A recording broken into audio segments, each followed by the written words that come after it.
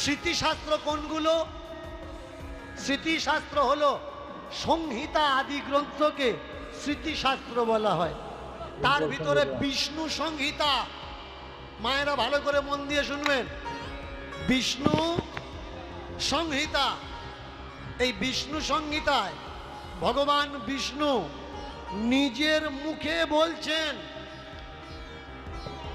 যে শোনো, স্বামী বেঁচে থাকতে যদি কোনো স্ত্রী অনাহারে মানে না খেয়ে কোনো ব্রত করে, মৃত্যুর পরে উভয়ে নরকগামী হবে।